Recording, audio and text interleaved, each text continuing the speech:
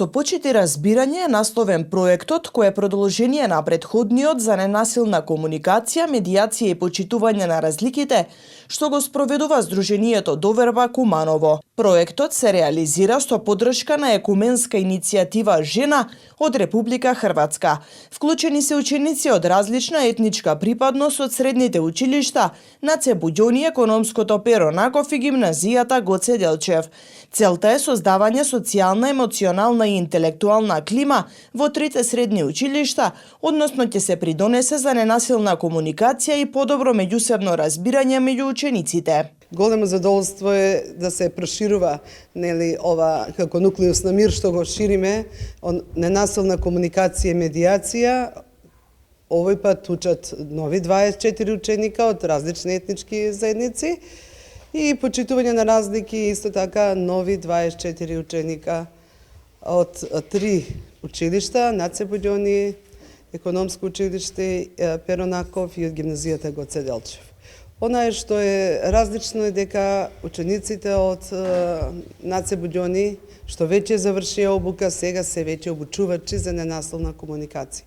Тоа е голем чекор напред, да можат не само да решаваат проблеми, туку да биде одржливост на проектот, да новите генерации што ќе бидат обучувани веќе продолжуваат да ја шират таа лекција што е научиле преку дисеминација, преку пиер едукација за обука, така да веруваме дека Куманово ќе биде град, не само што веќе град на мирот полезен, туку на вистина за модел каде што младите ја креираат самите ненасилна комуникација. Зошто го велам тоа? Сведоци сме, после пост-ковид, збориме дека семејно насилство, булинг и многу видови насилства се во подем. Единствен начин да се заштитиме е тоа да научиме како ненасилно да комуницираме, како да бидеме трпеливи, како да се справуваме со стравот, со бесот, со лутината.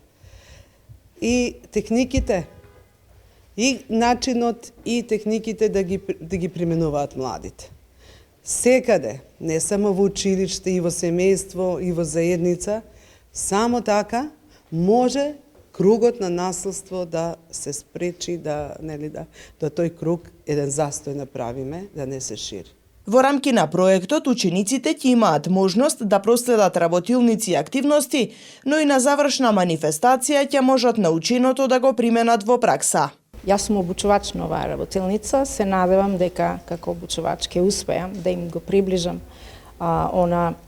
сите техники на ненасилна комуникација и решавање на конфликти на оваа група на ученици, дека ќе успеат да ги совладаат техниките за овие 2 дена како информативно, меѓутоа продолжуваме ние со работилниците и наредните 5 месеци, секој месец по една работилница, за да убаво ги увежбаме сите техники. Се надевам дека ќе им користат во нивниот секојдневен живот, во обкружувањето нивно и дека ќе успеат добро да ги совладат. Учениците истакнаа дека со задоволство учествуваат во обуката, стекнуваат нови знаења за ненасилна комуникација и подобро разбирање. На оваа обука се пријавив пред се поради тоа што сакам да стекнам нови знаења, да се спознам со нови личности и од тоа да настат и нови пријателства, а утре и да бидам обучен медијатор за ненасилна комуникација.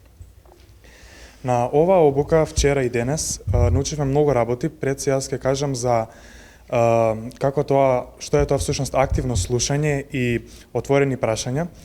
За активно слушање најважно е пред се да го слушаме соговорникот и да собереме многу повеќе информации за тоа што нас не интересира и да ги добиеме всушност одговорите на прашањата без да ги поставиме. А отворени прашања се прашања кои што се поставуваат од малку поширок аспект и бараат поширок одговор. Всушност да не е да или не и да се одговара со повеќе аргументи. Јас дојдам на оваа обука за да научиме како подобро да се однесуваме со другите, како да ги сослушаме, како подобро да комуницираме и се надевам дека еден ден во иднина можеби ќе бидам и јас да ги обучам децата како подобро да комуницираат, да бидам медијатор.